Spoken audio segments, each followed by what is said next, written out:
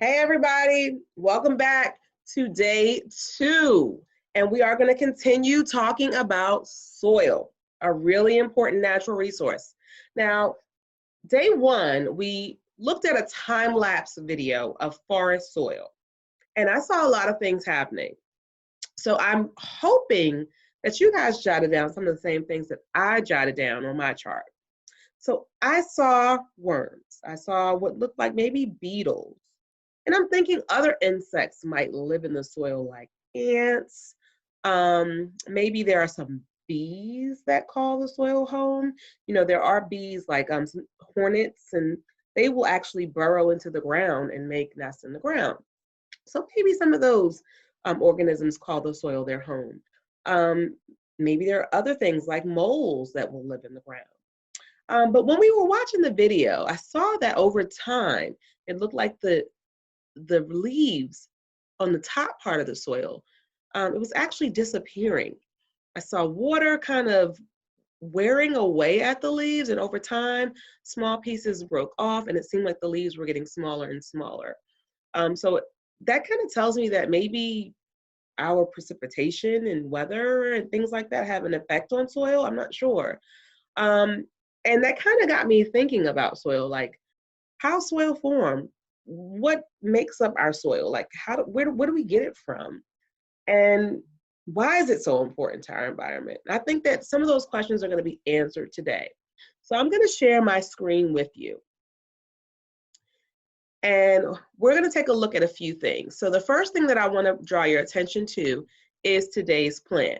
Now, I'm going to show you some videos, but whenever you want to go back and review these videos, you can just click on the link that is included in our lesson plan. So one thing that I do want to point out is that these links are from Discovery Education. So in order for you to be able to watch these, you're going to have to go in using your Clever account. So if I wanted to go to Discovery Education using my Clever account, I would go here, and I'm just going to go ahead and log in using my daughter's login, and I'm in Clever. And now I could go down to Discovery Education, and I can openly access the videos here. And as long as that's open and I'm logged in, if I go back to my lesson plan, it will allow me to click on those links, and the links will be live. So that's one thing that I wanted to point out again, to you guys. And I also want to point out once again that if you're working in this journal, remember to always go here, make a copy of it, and that will give you the opportunity to type in your document. You can make it a live document and type in it, okay? So let's get started. I have some guided questions that are going to help us get through this lesson this week, today. So the first question is what is soil? How is it formed? And why is it so important? And I think those are 3 really good questions that we can answer by the end of this video. And I want you, as we are looking at these videos, to take notes. So for example, for day 2, I've created a chart. And the first one is what is soil? So as you watch this video, this first video, I want you to be writing down some notes and some answers. What do you think soil is? I want you to do that as you're watching the video. All right, we're going to get started.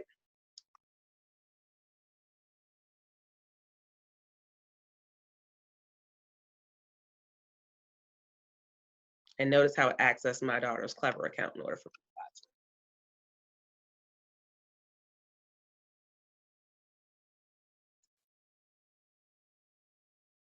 it. Soil is made of rocks, cave plants and animals, air, and water. Let's first look at rocks. Through a process called weathering, big rocks break down into smaller and smaller pieces, eventually becoming part of soil. Soil does not form in a day. It can take hundreds of years. Wind, water, and extreme hot and cold temperatures cause rocks to break down over time. The pieces of rock are transported from one place to another through erosion. But wait, Soil is not just tiny rocks. It is also made up of decayed plants and animals called humus. Humus is made from things that were once alive, like leaves that fall from a tree. Dead leaves decay or break down and become part of the soil, giving it nutrients. Humus is a dark color and is found on the ground's surface. There are 3 layers of soil. The topsoil is the top layer where plants grow, and it is only a few inches thick. Humus is part of the topsoil. The middle layer is the subsoil, and it is a combination of soil and rocks. Bedrock is the bottom layer that is made up of many layers of rock.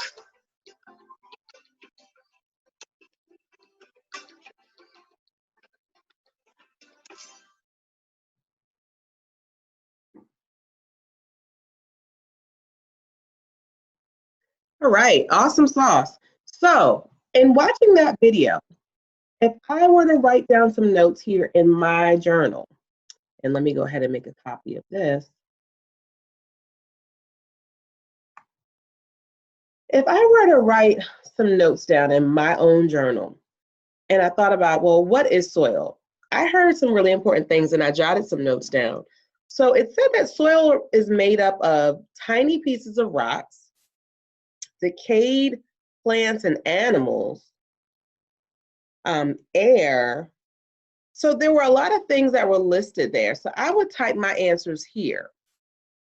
And it also talked about that top layer of soil, that humus.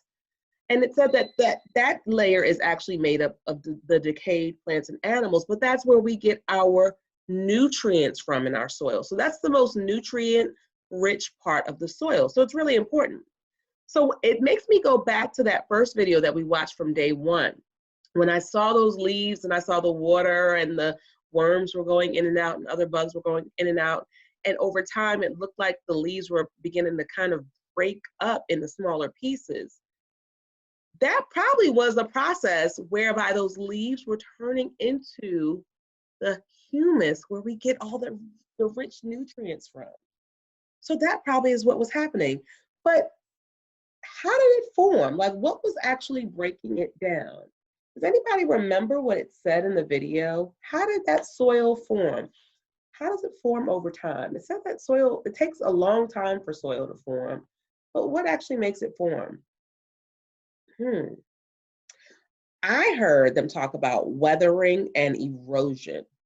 And those are really important processes that break down particles. And I always like to think about it like this. I saw this really great Study Jams video one time when I was teaching my students, and it always made me remember it. Weathering breaks it, erosion takes it. So the weathering is the breaking down of particles. And so over time, those leaves and decaying animals are broken down by weathering, which is rain and other things. And we'll talk about that more when we see the next video. And it's broken down and it becomes the humus, the topmost layer of the soil. All right, so we're gonna look at another video. So, and this video is gonna kind of help us know a little bit more about how the soils form. All right, let's take a look.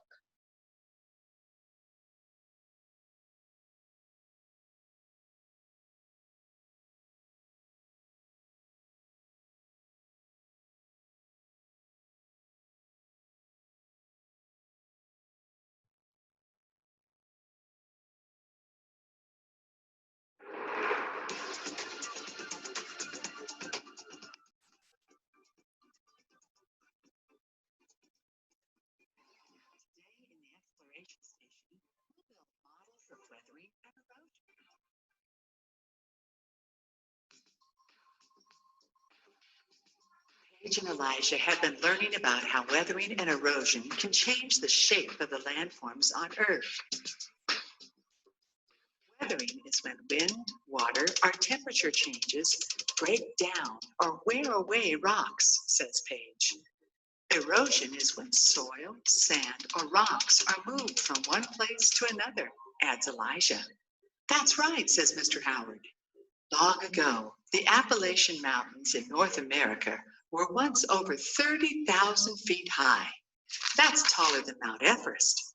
But now, because of weathering and erosion, the tallest peak is less than 6,700 feet high.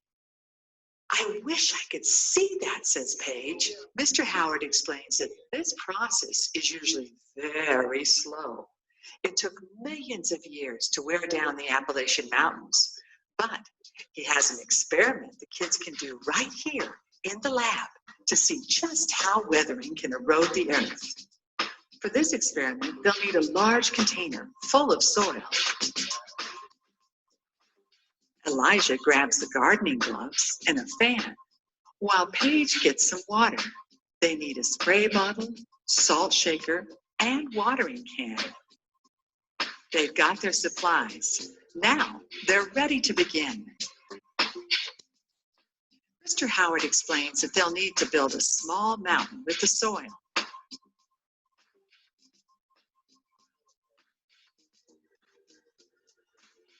kids dig in and start to shape the soil into landforms. They scoop, pile, and pat it as they build a mountain on one side and a valley on the other.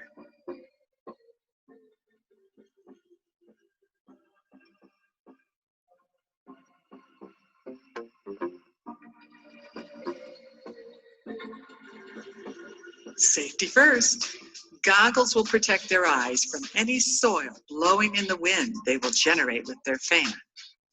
Mr. H asks what they think will happen when a breeze blows across the mountain. Let's find out. Elijah turns the fan on low and aims it at the mountain. What happened? Not much. The mountain looks the same. Only a few tiny flecks of soil blew away. Elijah turns the fan on high and tries again. They watch as the wind blows the soil off of the mountain. It's eroding away and changing shape. Mr. Howard suggests they make a T-chart to keep track of their observations. In the left column, she writes weathering action to list if they're using wind or water on the soil. In the right column, she writes resulting erosion to record their observations of how the soil moves. Now, it's time to see how water will affect their landform. Paige starts with a gentle mist from the spray bottle. It looks like the water soaked into the soil, but no signs of erosion. Next, she uses a salt shaker filled with water to make bigger raindrops on the soil. What do you think will happen? Carefully sprinkling water on the mountain, they see that the bigger drops don't make much difference. The water is still soaking into the soil, and the mountain is keeping its shape. Let's try the watering can, suggests Mr. Howard. Paige and Elijah hope that a lot of water will move a lot of soil. Paige pours the watering can on the top of the mountain. As soon as the water hits the mountain, big changes start to happen. The water is washing the soil away. The mountain is eroding. But that's not all. The soil from the top of the mountain is being deposited on the sides and in the valley.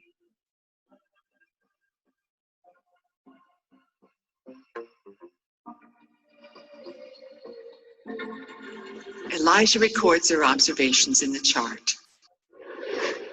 It looks like a little weathering from wind or water will only cause a little erosion, if any at all. But strong winds and heavy rainfall can set big changes into motion fast. But why doesn't my front yard look different every time it rains? Asks Elijah. That's because there are things that can help prevent or stop erosion from happening, like plants. A few months ago, Mr. Howard built a mountain of soil, just like the one the kids made today, but he planted grass seeds on his mountain. Let's see what happens when they aim the fan at the grassy hill. The grass flutters in the wind, but the soil stays put. Elijah takes the watering can and pours it over the mountain. Once again, the landform keeps its shape. The roots of the grass are holding the soil in place. It doesn't erode away.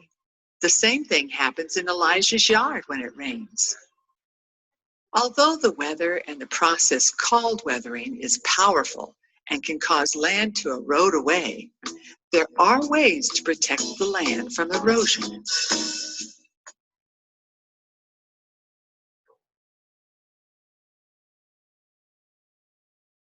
All right. So I learned a lot by watching that video. One of the things that I learned is that weathering and erosion are like a team. They work together, and they work together to break down our soil and landforms and take away some of that soil in our landforms. But I also learned that there are ways that we can combat weathering and erosion. So what did I write down? Well, I wrote down that over time, weathering and erosion break down land. But how do we protect our land from weathering and erosion? Well, we can plant things like trees, plants, and grass because it holds all of our soil in place and protects it from being weathered or eroded away. If you noticed, after they used a similar structure that was like a mound of dirt, but grass had been planted on it, and they tried to spray it with a downpour of water or blow wind on it at a high speed, it didn't affect that landform much. It didn't change the shape of the landform. So that's really important. Now, if we look at our journal, the next question that I wanted us to answer was, why is soil important? We know it's an important natural resource, but why is it such an important natural resource? We're going to try to answer that by looking at the next video. So again, I want you to be writing your notes and some answers down in the boxes below. Let's take a look.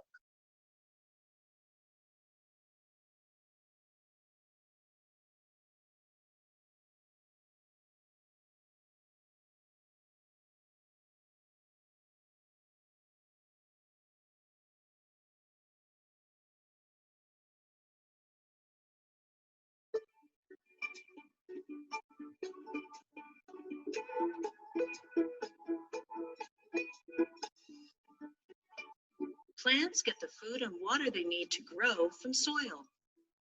Plants absorb food called nutrients from their roots. Besides providing food and water, soil helps plants stand tall by holding their roots in place. When roots take hold in the ground, they keep soil from washing away. For example, tree roots prevent soil erosion by reaching deep and holding soil together.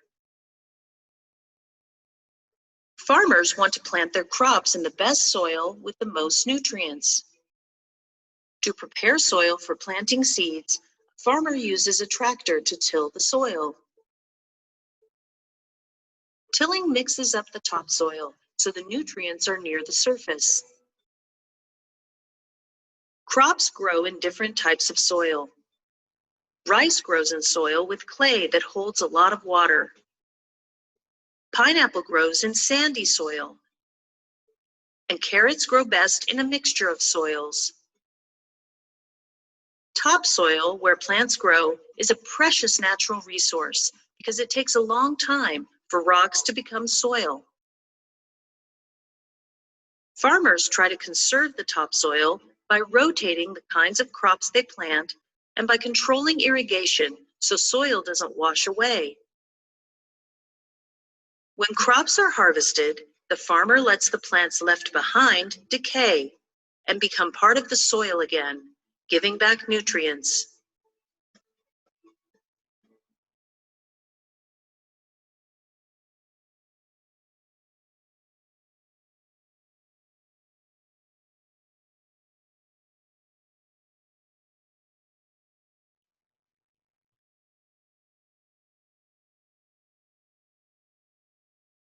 Okay, so in watching that video, I learned a few things.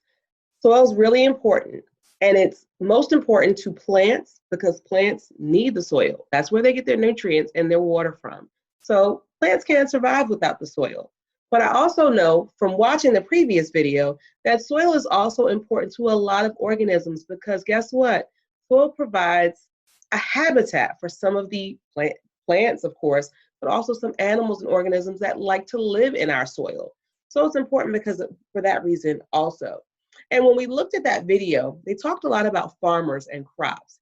And we know that we get a lot of the fruit that we need and things that we enjoy from our farms, our nation's farms. So for that reason, soil is going to be very important to our food supply.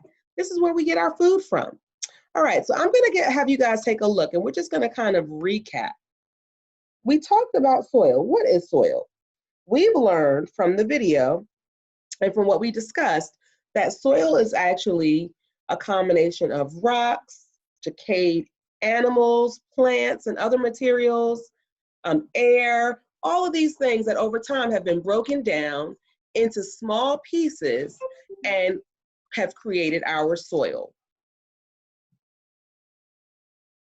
We also learned that our soil is made up of several layers. We have our humus layer, topsoil, our subsoil, weathered rocks and fragments that are further down. And then at the very bottom, we have our bedrock, which is a very hard part of our soil. We also learned how soil is formed. And we know that soil is formed because of weathering and erosion. Weathering and erosion, well, weathering breaks down our soil and erosion takes it to new places and changes the land over time. And then why is soil important? Well, we've learned that soil is important because our plants and animals need it, farmers need it to grow crops. So there are a lot of important things that soil does for us.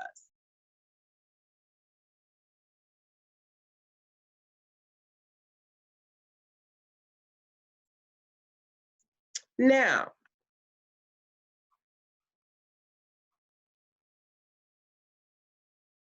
as we look at our lesson plan, we have our questions from today, and hopefully you guys have answered those questions in the chart that was in your notebook, in your journal.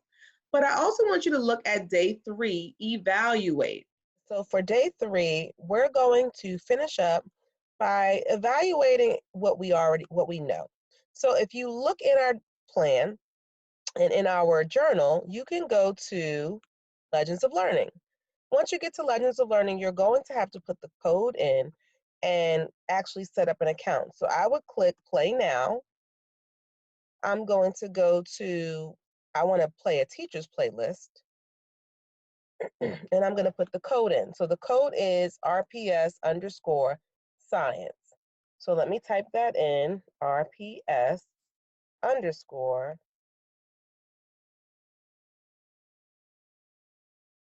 And then I'm going to click next. I'm going to sign up for a brand new account. And let me click a Google name, account name.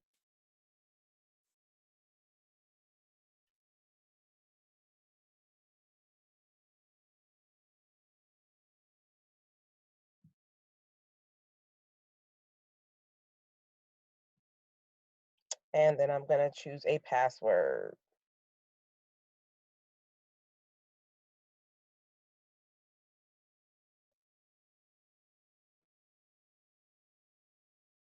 And then I can put in my name and my last initial. And I can play. And so once I get here, you can play any of these games. And all of these games are related to soil and the different components of soil and erosion and different things like that, weathering. So you can actually play these games. So you can click on any of these games and play these games. So that's going to be part 1. Then part 2 on day 3 is our soil texture analysis activity. And so as a part of this activity, you're actually going to get some soil and put it in a mason jar, something clear, and add water to it. And you want to actually let it settle. And over time, what you're going to do is you're going to mark the different levels to see the different levels of soil. So basically, you're going to be analyzing this soil to show the different levels of soil, whether it be topsoil, clay, subsoil. You'll be able to actually do that on your jar. So I thought that that was a very interesting activity and something fun and hands-on. So if you want to go outside, you can go outside and do that. I'm so grateful to you guys for being here with me today. Thank you so much for your willingness to learn. And I look forward to seeing you the next time around when we do some science exploration. Take care. Bye-bye.